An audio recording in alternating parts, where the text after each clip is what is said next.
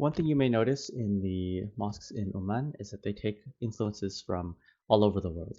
And part of that is taking influences from the mosques of Iran and that tradition. So we'll get into that a little bit later, but just something that you might see when you're there are the muqarranas, which are these really interesting crenellations and ornamentations that are within 3D space.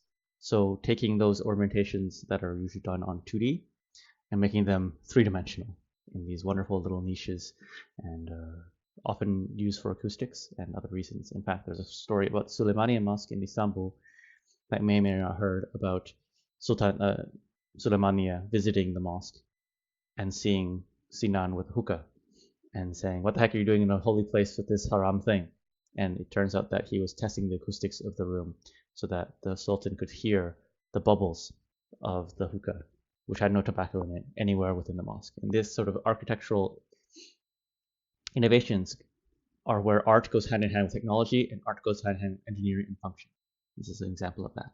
Another thing that you'll notice a lot in the influence of Iran, which is very, very close, is the use of the monumental Iwan doors.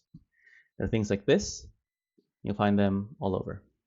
And finally, I want to talk a little bit about what happens after, because we talked about Zoroastrianism, Judaism, Christianity, Islam, and, well, there's another guy.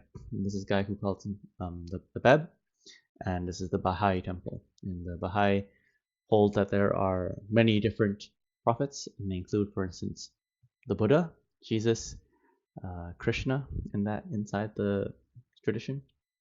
You can see future religions and how they take influence as well. You can see how this is quite similar to taking influence from churches as well as from mosques, especially visible here on the interior of the dome. It's actually near Chicago, where I used to live.